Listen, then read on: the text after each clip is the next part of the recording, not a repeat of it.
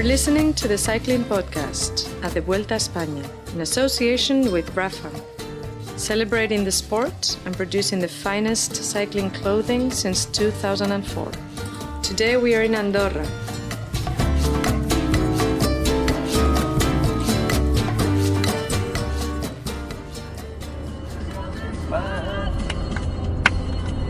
Quiero intentar no volver a caer. Pequeñas tretas para continuar en la brecha. The lyrics go something like, where were you when I needed you so badly? Nobody's better than anyone else, but still, you thought that you had won. If I cried before your door, it was worth nothing. I just spent time in the bar, wasting my love. So everyone thought that this was a love song, but actually it was written against their promoters. They only explained that a handful of years ago. Beautiful. Well, we were played in by some beautiful singing there, and we'll explain that in a moment. But where are we, Lionel? We're in Andorra, the worst place in Europe. It's a terrible city. It's surrounded by beautiful mountains, but at some point somebody thought, I know, why don't we build lots of tall buildings so no one can see the wonderful view? That was Lionel Birnie. This is Daniel Friebe. Hello, chaps. I only showed up tonight to listen to Lionel's inevitable tirade about Andorra. I knew it was coming. Also showed up because podcasting is one of the only forms of communication in Andorra. Impossible to text, impossible to call anyone without taking out a second mortgage. So, Mum, I'm fine. I'll be in touch in a couple of days. Hope you're doing well. Say hi to Dad for me. Your mum listens to the podcast. Doubt it. No one in the Friebe family listens to the podcast. Oh, I was waiting for that. You beat me to it. Well, listen, and Fran Reyes, you're here, and it was your lovely voice that played us in. Yeah, no, it wasn't lovely, man. I have been without a voice for, 3-4 days. Now I am still recovering. I can't sing properly a bolero or a rock song. Well, I think you are a bit frustrated because we secretly recorded you in the car today. You have been you have been entertaining us with your beautiful singing voice the last couple of days. So we thought we'd secretly record you today, and I know you're a bit shocked to be played in by that. But maybe we'll re-record you in a couple of days so you can have another go. Of course, I will practice so hard these days, and I won't disappoint nor you or the listeners. Well, that's something to look forward to, isn't it? To be honest, Fran's singing is the only thing that stopped me being car sick at one point today. I was just concentrating on the singing as we were going up a twisty road in the mountains. It was a tough day for journalists travelling in the back of a small car, I think, today. Somebody asked me on Twitter what we're travelling around the Vuelta in. In the past, we've had a Jaguar at the Tour de France. We've had a Maserati at the Giro d'Italia. This year... Whoa, look at this.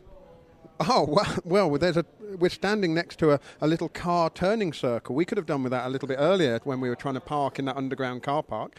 But yeah, we are travelling with Fran's friend and colleague Victor in his, it's a very comfortable little Ford Focus, but it does feel a little bit like a student road trip, doesn't it? Fran's handing out the rice cakes at just to make sure I don't go hungry. That's much appreciated. Carry that on.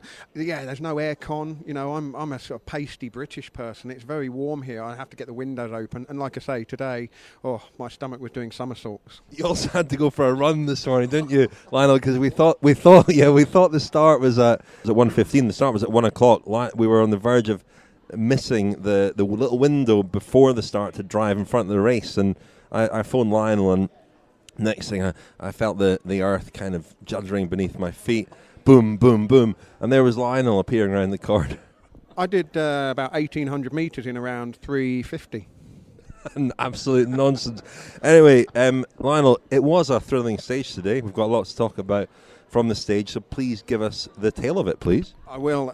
Stage 3 to Andorra La Vella, 158 kilometres. There was an early break, and Richard Moore, you predicted that Thomas de Gent would be in that break for Lotto Soudal, and he was. I mean, you basically Nostradamus. What powers of divination. Incredible. Well, I mean, you use the evidence available. He'd done well here before in the Tour de France on these roads, and he got... Never won a stage of the Vuelta, and it's the thing that he really wants to do. He wants to win an iconic stage. I'm not sure if Andorra would have counted, but of course he's won Mont Ventoux, he's won in the Stelvio. So at the Giro. So the one missing is the Vuelta. It is. Well, maybe he'll win on the Angliru. Who knows at the end of the race. Anyway, that's skipping 3 weeks ahead. De Gent was in there with David Villela of Cannondale. Alexandre Geniez of Francis Dejeux got across. There was an 8-man group that were away. They didn't get a huge... AG2R. Sorry. Did you also make a lot of mistakes yesterday, Lionel, in the tail of the tapper? Word spread. Yeah, unconfirmed reports that yesterday's tail of the tapper was far from flawless. Riddled with mistakes. You aim for 60%. I think you're on about 40 at the moment. I think the only major omission was that Nibali had gained a little bit of time. That was all, really. But in my defence, I'd had a snooze and I had 2 glasses of wine. I mean, surely that's fine. Anyway, Alexandre Geniez of AG2R. He was Francis Dejeux, wasn't he, when he won a stage here? But that was Chris Froome was Barlow World. It's not okay to say that in the tail of the tapper. Okay. But didn't he win stage 3 of the Vuelta last year? I mean... Well, doesn't matter. Let's carry on. Anyway, they were away. When they went over the Col de la Rabassa, it was Villela and Geniez together, but they all got caught because there was quite a lot of action behind, ignited by Chris Froome. There was an intermediate sprint where Chris Froome actually pinched a couple of seconds, and we were talking, Rich, weren't we, about why did no one else sort of anticipate that and try and stop him from pinching those seconds? We'll maybe talk about that a little bit later on. But the day belonged to the Shark, Vincenzo Nibali. He won. He did quite an eccentric celebration as he crossed the line. He held his hand up to his cycling helmet in the manner, well, to basically signify a shark's fin, I guess. Either that or well, I don't know what. So, some compared him to a chicken. Somebody did compare him to a chicken. A turkey. The turkey. Anyway, that was Nibali's first stage win at the Vuelta, which is quite surprising considering he won the race in 2010. He did actually get retrospectively gifted a stage win, or given a stage win in 2010 after Ezequiel Mosquera tested positive. It completes his set of stage wins in all 3 Grand Tours, of course. Second was David de la Cruz, third Chris Froome, and then really the GC riders were stacking up behind, apart from poor old Alberto Contador, who got dropped when Gianni Moscon of Sky was setting the pace on the penultimate climb. Sorry. In Andorra. On stage 3. Thank you. My fact checkers here. Contador was dropped at some point today, and he lost 2 minutes and 33 seconds. He finished a place ahead of Rapha Maika. Another surprise, losing time on a stage like this. So Chris Froome is in the red jersey. It's the first time he's held it since 2011 when he had it for a day. Nibali is in the green jersey. Villela is in the King of the Mountains jersey. Adam Yates has the best young rider number. He's supposed to come to the mix zone when he has that to do interviews after the finish, but didn't much fancy it, didn't make an appearance. I mean, it's a bit of a damp squib from his point of view. He's had so many best young riders jerseys now in so many different races, hasn't he? And then when they turn around and tell him that all he's getting is a fancy race number. Fran had some insight on that, because I asked him about that, why there isn't a best young rider jersey in the Vuelta, and there never has been. Well, there has been a young rider jersey on the Vuelta, but it was in the past century, so nobody remembers about that. This year, the AS newspaper was pushing for there to be a best young rider jersey in this edition of the race, but apparently there is an unlimited amount of jersey that a race can award, and the combined classification jersey, which should be the one replaced by the best young rider jersey, is sponsored by a long-standing sponsor of the race, Fertiberia, and apparently Fertiberia wants to keep that combined jersey on. Reason is that they want the main rider, a star rider who is fighting for the GC, to wear their logo. They are very happy of having this picture of Contador winning in the Fuente de Stage in the Vuelta 2012 with the Fertiberia logo on the chest. So, yeah. It's a great shame. Especially at the Vuelta, which is a sort of almost a development Grand Tour. There are 60-odd under 25 riders, 61 riders, I think, who would have been eligible for it. So it's a real shame that this, of all the 3 Grand Tours, doesn't have a best young rider jersey. Yeah, especially because it is replaced by a competition that by its own nature, it's can be fought actually, because you are going. The guy riding for the GC is going to get points for the points classification, points for the motor classifications, and in the end is going to be high in the standings of the combined classification. But it is not an aim for him. I must say that on the eve of the Vuelta, as you spoke to riders, none of them said that they were aiming for the combined jersey. It's not, as you say, it would be impossible to go for it, wouldn't it? It's just... I actually remember one Caja Rural rider, Luis Mas, who aimed to wear the combined classification jersey at some point in the early stages of the Vuelta a España, a couple or 3 years ago, but he got to wear the mountain jersey for 11 days, so he never get to actually wear the combined classification jersey. Oh dear. Well, listen, Lionel's not the only one making mistakes at this Vuelta, because last night I thought that this would be a stage very like Etna at the Giro. Too early for the real big guns to come out fighting, shooting, whatever. But they did. I mean, it was a really aggressive stage, and Team Sky obviously wanted to make it hard. They really took it on. They helped bring the break back, made it really hard. Gianni Moscon was incredible on that climb. I mean, of all the riders on Team Sky, he'd have thought would have been setting the pace on that quite steep climb. You'd put him behind Wout Poels, Nieve, but Wout Poels was actually dropped today. So an amazing performance from him, and as you said, Lionel, Contador went off the back when Gianni Moscon was on the front. Remarkable, and it was aggressive. I don't know, I mean, you didn't join us last night, Daniel. Did you expect that? Were you surprised by just how much happened today? I got the vibe from Chris Froome this morning, talking to him, that they were going to be very aggressive. He said he was going to test his legs today. The one surprise for me, as regards Sky's performance, was Poels. Yesterday it was notable that Froome talks about how it was important to keep Poels up there on general classification. And I know in the team they have, certainly envisaged Poels being very high up on general classification, maybe right throughout the race, and perhaps giving them a second card to play or a contingency plan should anything happen to Froome. He's been in really good form. But Wout Poels has never really ridden a good general classification. He's in a major tour. He's never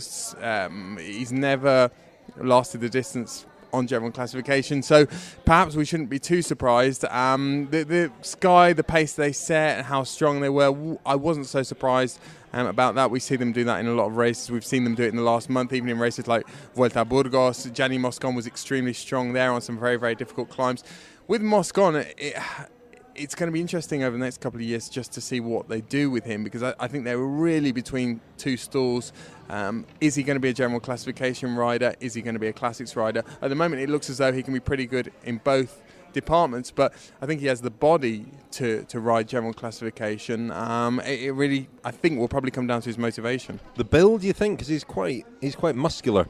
He reminds me a little bit of Teish Benoot at Lotto. He's another rider who I think is a bit undecided about which direction his career is going to go in. But, you look at the kind of general classification riders that seem to be flourishing at the moment. Tom Dumoulin, we think, although he'd had a pretty indifferent performance today. Bob Jungels, with time trials paradoxically becoming more and more important as there are fewer and fewer kilometres against the clock because it's closer and closer in the mountains.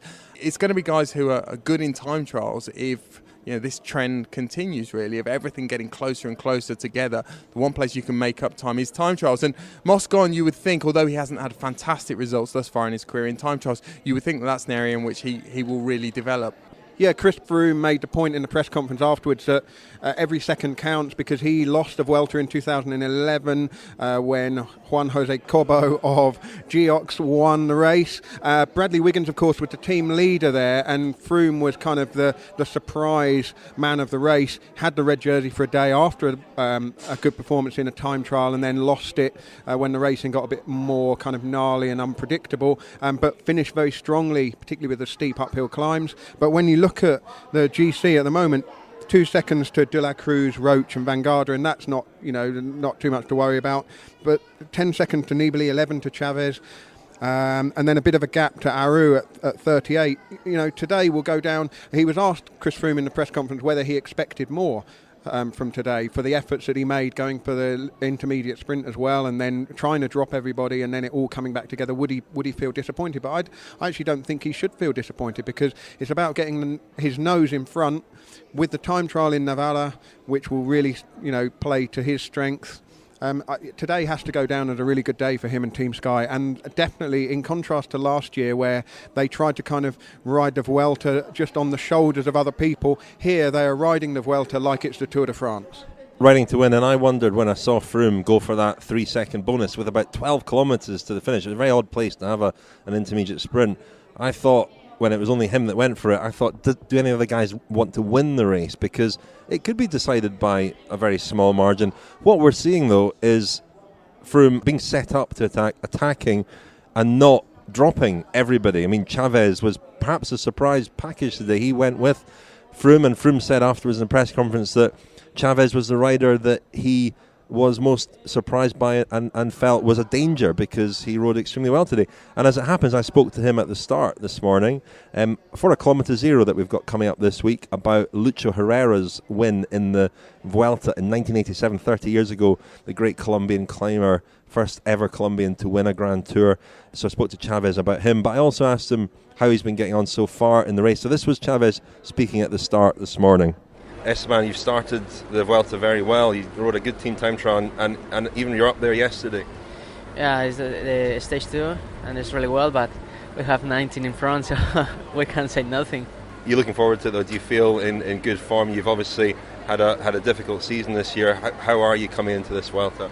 I come in more relaxed after the tour, actually.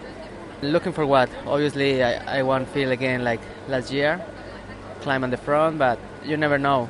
We are no robots. A lot of things we can't control. We try to always the maximum we can, and the more important is enjoy the race and enjoy the moment, enjoy the guys in the bus, enjoy all this crowd, and this is the more important. And after we try for the race. And enjoy the Colombian support, always a lot of Colombian support. Yeah, exactly. The Rapha Cycling Club is the largest global community of its kind. Members share their passion for the road through rides, events, exclusive club kit and racing. Find out more at rapha.cc. Thank you very much to Rapha, our main sponsor. And I should say a couple of things about Rapha. One is that they are publishing a daily diary from Lachlan Morton, who's riding the race for Dimension Data, is his first Grand Tour. So look out for that, it's really good. And it'll be interesting how he gets on as the race gets hillier and tougher. And also they've just released a film, a Brazos, about Colombian cycling. And we heard before the break from Esteban Chaves, and I have to say one of the highlights of the film is the interview with Chaves' parents, especially his mother, who becomes very emotional talking about watching her son race, and it's fantastic, and I really highly recommend it. You can watch it if you go to rapha.cc. You can find all this stuff.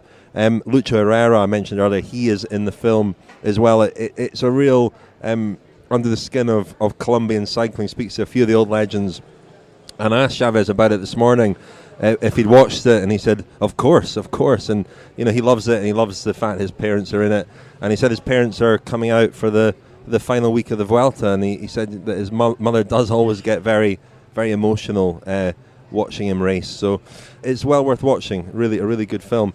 Sorry, Lionel? Well, I was going to stuck your hand up. Well, I was going to ask Daniel why he was mocking me with his face and eyes just before we broke up there.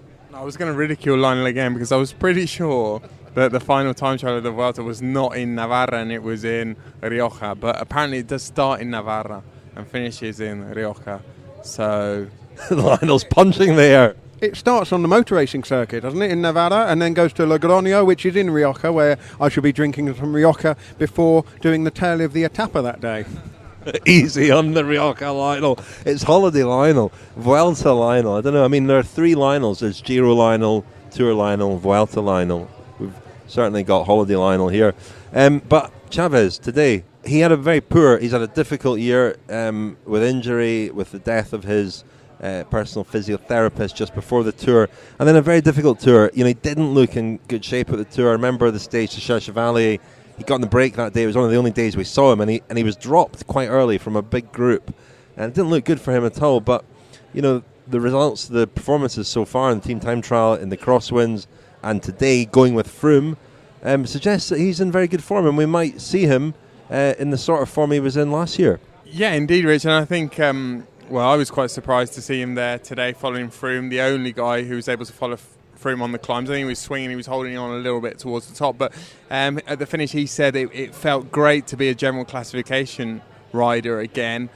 He'd obviously missed that at the Tour de France, and these guys are so sort of disposable in the moment. It struck me during the Tour de France that he was finishing stages and he was just meandering through the crowds to the bus. No one was trying to interview him, and he became a real irrelevance in the second and third week. And he was obviously struggling emotionally and physically. And I know Orica gave him the option of going home, and he said no, he wanted to carry on and fight. But he seemed a forlorn figure towards the end of the Tour de France.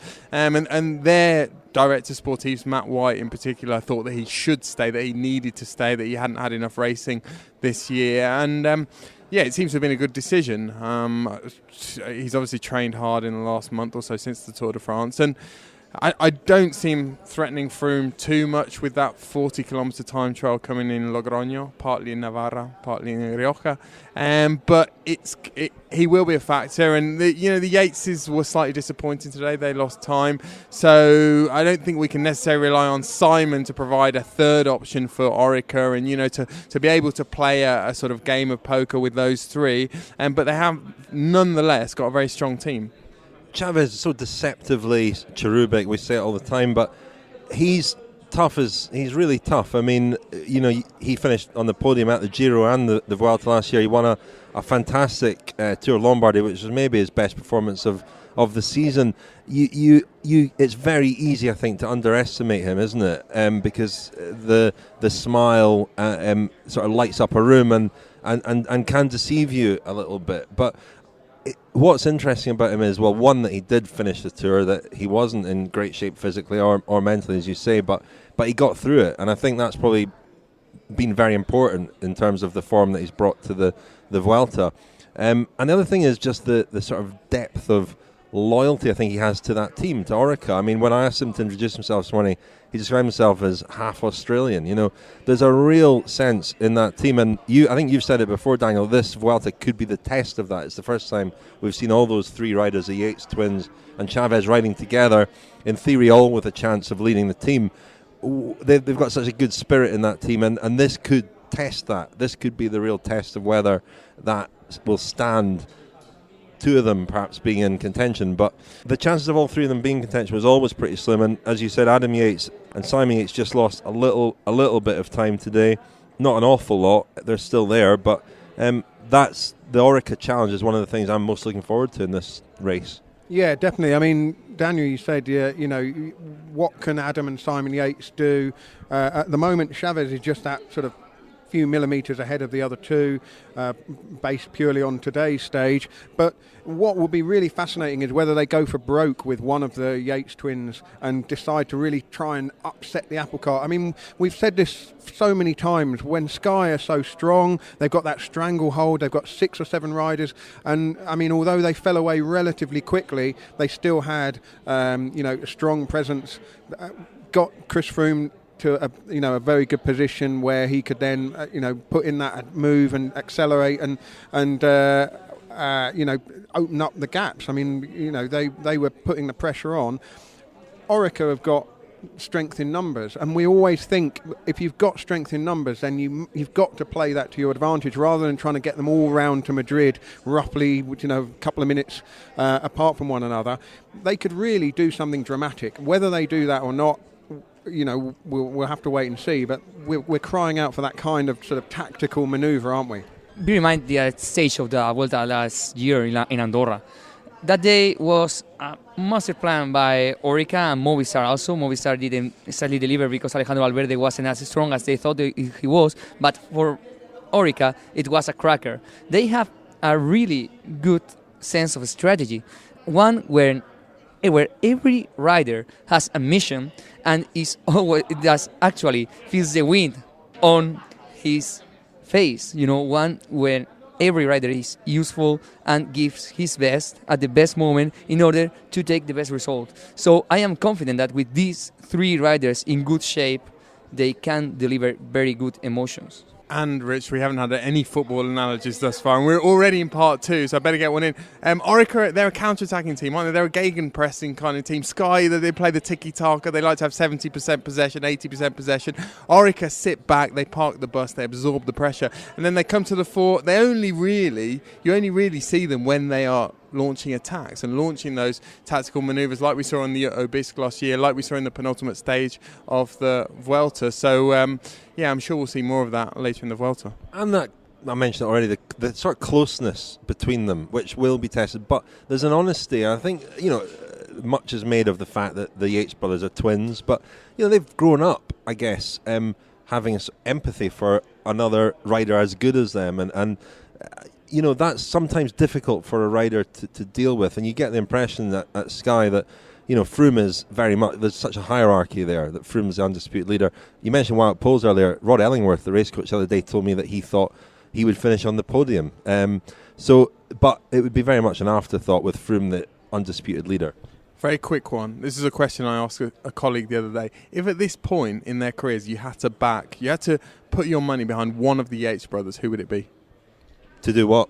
Well, you have to invest in one of them to be the better rider, to have the better palmarès, the better career.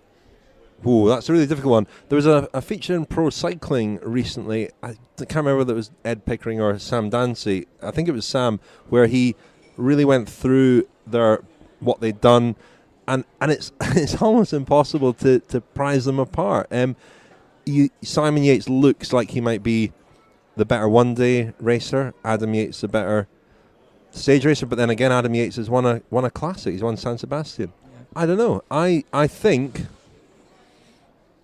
Wow, that's some thinking. I think. You can see the cog. You can see the cogs going round, Richard. Come on, one name: Adam or Simon. Adam. I think Adam. I think Adam, but I think Simon will do something. I think he'll have. I think he's got a big result in him as well. But I think Adam will, if one of them's to win a Grand Tour, I think it would be Adam. What do you think? I think that they're always slightly disconcerted by to the extent to which they're confused. And I think, we think of them as kind of punchy, explosive riders, both of them. And for example, at the Dauphiné, I can't remember, was it the Dauphiné of the Tour de France? There was a short, sharp finish. And I sort of said to Simon, well, this was your kind of finish. He said, well, not really. Everyone thinks that I'm that kind of rider, and I think they get me confused with Adam in that respect, and I'm not really that kind of rider. I'm better on the longer climbs. I think Simon, I think psychology will play a part as well. I think Simon is probably slightly more relaxed, but that can be an advantage or it could be a disadvantage. I would agree with you, Rich. I think maybe Adam ultimately is going to do better in Grand Tours, and Simon maybe will win more stages of Grand Tours and maybe win more one-day races. I think he's slightly faster, isn't he? Well, you say that about Simon. He won that stage in Dartmoor in the Tour of Britain one year on a very short, sharp climb against a fantastic field. They're both. I think Simon's maybe a slightly better time trialist as well. I mean, Simon's a more than decent time trialist, which you forget. They're both very slight riders, but it's the way that they've developed, and Orica-Scott deserve a lot of credit for the way they've brought them along, and just every year has been incremental progress, hasn't it? It's very impressive to watch, but there will come a moment when I guess they'll go into a race and maybe have to choose who they're going to back. To be honest, my concern with the Yates brothers is that I don't see a personality building in them. Their charisma, at least from my perception, is so low. They don't have a gimmick. They don't have dimensions as characters. Yeah, I see parallels with Robert Miller, who was a rider in the 80s. You're far too young to remember him. He was interesting, but not to the journalists who were there at the time. They're the same. They don't say much, but they're interesting to observe. There's a strength, and there's a in the fact that they say so little that makes them quite interesting. Chris Froome says a lot, and it's not that interesting. They say very little, and that actually I think makes them kind of interesting.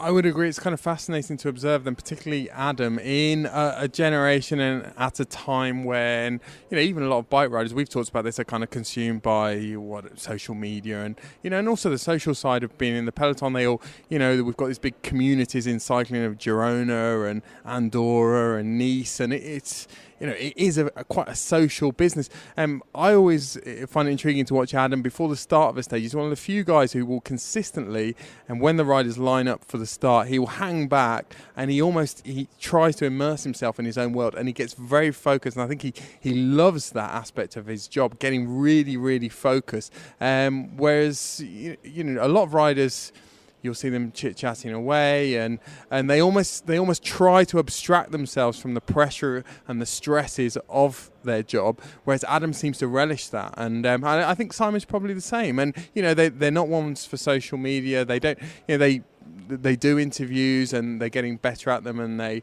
express themselves better and better off, with every major tour. But they don't see that as core to what they do. They're pure racers and real professionals. Their in-race personas are so kind of neutral. They're almost like a blank canvas, aren't they? Whereas when a couple of winters ago now, went up to Lancashire and met them in a cafe and talked, and I was kind of dreading it really, because they'd given me short shrift in interviews at races over the course of that year, that was their big breakthrough year. I was thinking, this could be like getting blood out of a stone. But actually they were away from races in November time, just preparing to go off for a bit of a holiday.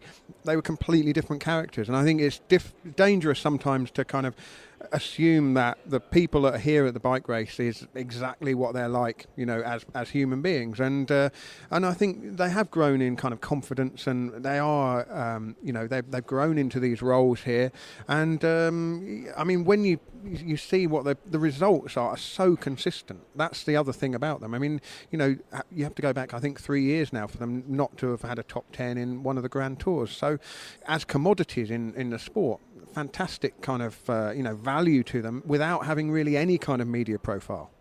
I agree. I think they're fascinating, and I'm glad you mentioned your friend special, Lionel. That came out 2015. You can still sign up as a friend for 2015 at thecyclingpodcast.com, and a reminder that Kilometre Zero at the Vuelta is for friends of the podcast. Become a friend at thecyclingpodcast.com.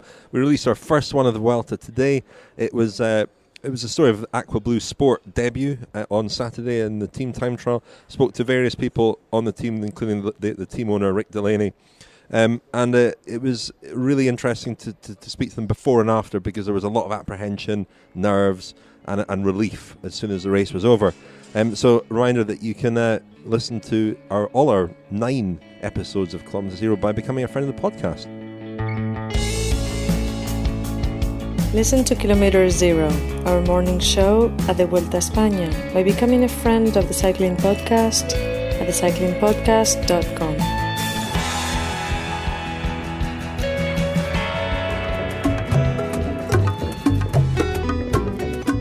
The Cycling Podcast is supported by Science in Sport. Science in Sport, fueled by science.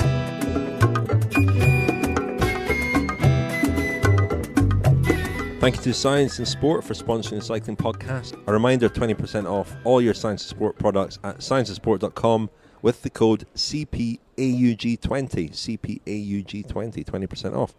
I got a message from Hayden Groves today, who is riding his way around the Vuelta one day ahead of the race. His luggage still hasn't turned up, unfortunately, so I don't know how he's doing it. They're riding in a group of 5. I don't know if he's detached himself slightly, because if he's wearing the same clothing every day, it might be quite unpleasant for his colleagues, who include Jeff Thomas. He could wash them in the shower or the bath like they used to in the old days. You mentioned Robert Miller in 1985 when he got diddled over by the Spaniards in Vuelta on the penultimate day, I think. He would have been washing his jersey in the bath, wouldn't he, in those days? There was a great story from the time, actually. Remember, Face magazine went and did a big feature with Robert Miller, and they one of the observations from the journalist was that the riders' hotel, the balconies all had their race jerseys and their shorts. Now, who was it? One of the riders used to rinse his. He used to rinse his jersey in the toilet. He used to wash it in the sink. I think it might have been. I don't want to say who it was because I'll probably get it wrong. But was it Sean Kelly? No, maybe not. He used to wash his jersey and then put it in the toilet, flush it several times to rinse it.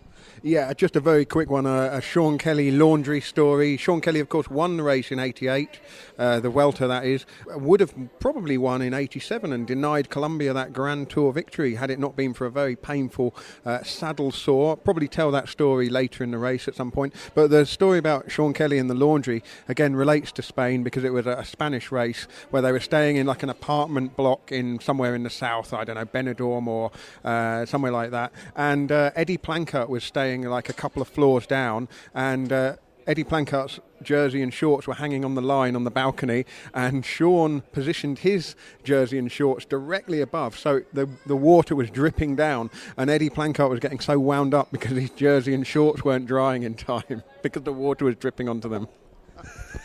Oh dear. Well, listen, we should talk again about today's stage because there were winners and losers. Big winner was obviously Vincenzo Nibali, who appeared to be in trouble at points but recovered, came back, won the stage, and Alberto Contador. I mean, Vincenzo Nibali, Daniel. Yeah, I wondered how he would feel after today's stage win because I thought it might be a bit bittersweet. He obviously has come into this Vuelta with big ambitions. He wants to match Chris Froome on the climbs. He didn't do that. He really struggled. He was one of the first big hitters to get dropped on the final climb. I asked him about that at the finish. He said, well, you know, he was quite a long way back when they got to the final climb.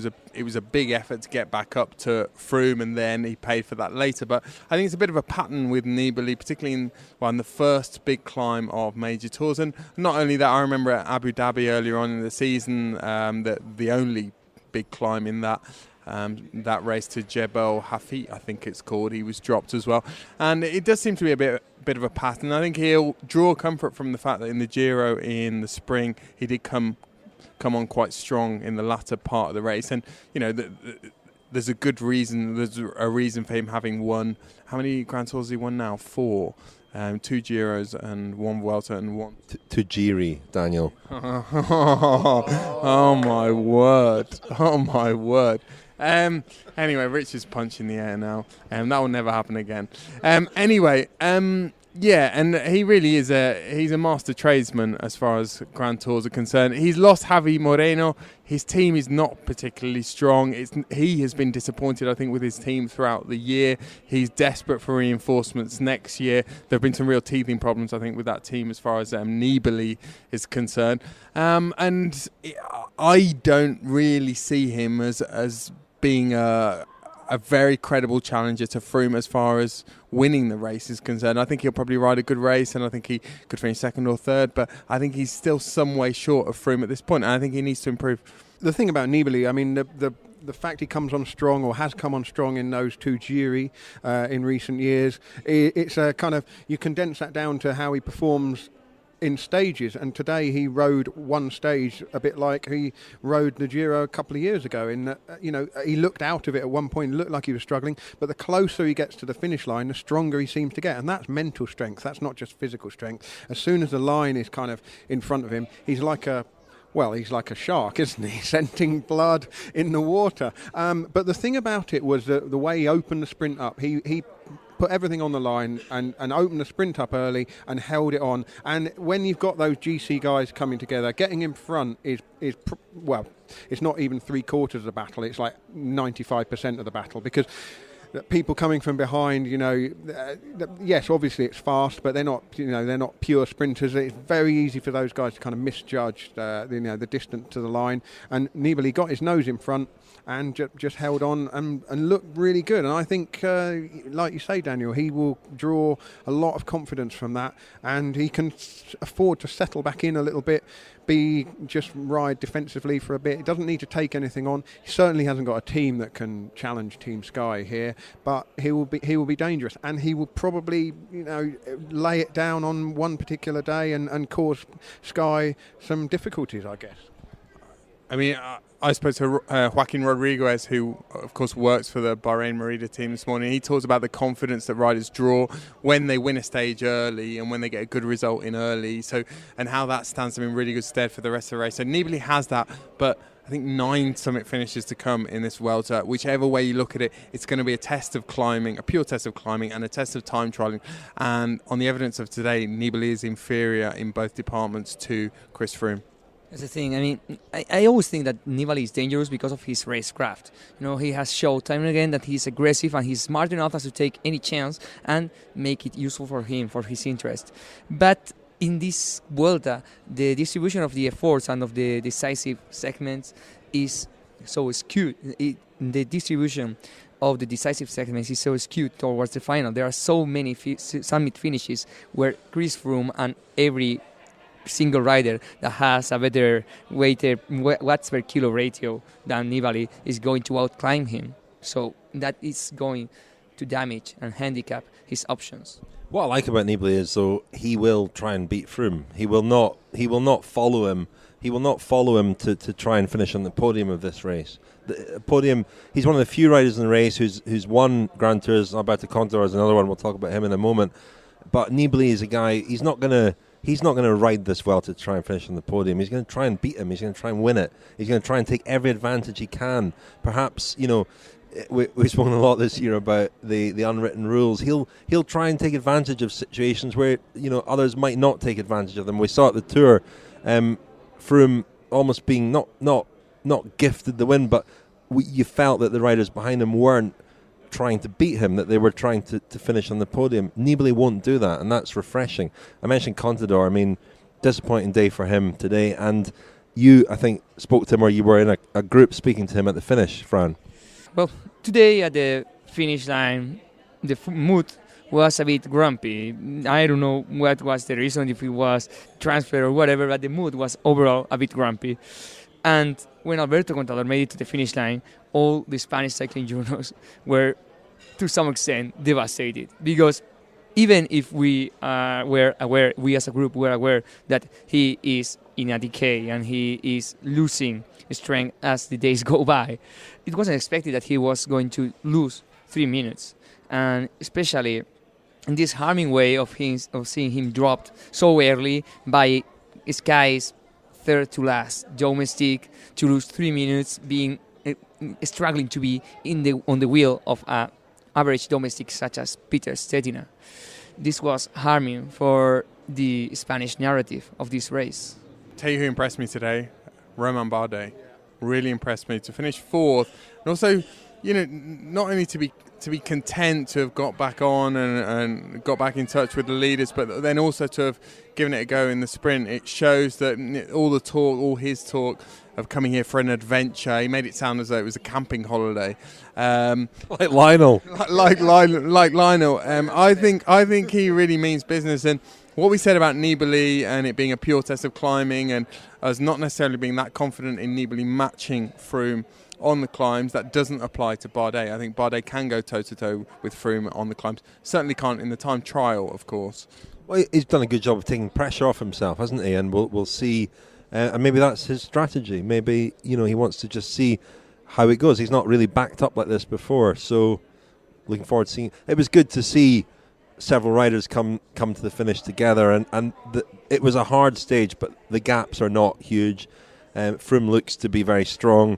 But like I said earlier, he wasn't able to drop everybody like we've seen in the past. Yeah, I think what Daniel said about the summit finishes, and Fran backed up about the summit finishes, is absolutely right. These were racing climbs, weren't they? They were speed and kind of, you know, hitting them hard, and the tempo was high from the bottom to the top, encouraging climbs for attacking, rather than a kind of real war of attrition sort of climbs that we'll see a bit later on. But it was an interesting to see who's hot and who's not, and that's what the first kind of uphill, the first kind of climbing stages of the race are about. And now we have a flat stage tomorrow, and everyone can kind of calm down a bit, and then it's sort of hilly and lumpy and what have you before we get to a bit more climbing towards the weekend, I think. Finally, before we end tonight, second time we've been in Andorra in the last year or so. We were in Andorra for the Tour last year. We shared a hotel last year with Movistar, and we're sharing a hotel again tonight with Movistar. We had Marc Soler sitting at the table next to us when we started this podcast. But Movistar had a shocker today. For Spain's big team in the national tour, they had a terrible day, didn't they? Yeah, but this is what Movistar is at the moment. With Alejandro Valverde out of contention and Nairo Quintana at home, Movistar does not have on its roster another rider on the level to be on that 10-man group that played for the victory. Dani Moreno is the best option for the overall classification, but we are talking of an option for a top 10 maybe, not more. I mean, do you know how bad Movistar's day was? There isn't even any Movistar network in Andorra. Usually we get, when we're on the Vuelta, you can pick up some Movistar network. I've got none on my phone. Well, that just says it all, doesn't it? Really? I think on that note, sorry, Lionel. Well, I was just going to say, Carlos Betancourt 1 minute 14 down. You'd have thought he'd do a bit better than that, really. I mean, could surely have been in that front group, really, given that there's no one else in the team. You know, he could have ridden himself up and given himself. No. I expect. He did so well at the Hammer series. Maybe if they'd done just laps of Andorra, he'd have been brilliant. I expected more Marc Soler back in voice. I don't know if he's still within earshot, but I expect more of him as well. You know, before Marc Soler, do you want to hear a pointless anecdote on Carlos Betancourt? Yeah. So Carlos Betancourt recently issued on a press release sent by his agent, by his own agency, he said that he had just realized how important weight is for performance. That before he had never thought of it because he won whatever his weight was. But nowadays, Eusebio Unzue has convinced him of how important it is to be actually to weight actually what a cyclist should weight. And the other day, I was speaking to him at the start, and he was refusing all the carers of Movistar team that were asking him to carry some food. He refused that, saying, no, I have a bar, an energy bar, and that's enough for the race. Maybe I will pick a banana later. And because he said that I only need natural carbohydrates.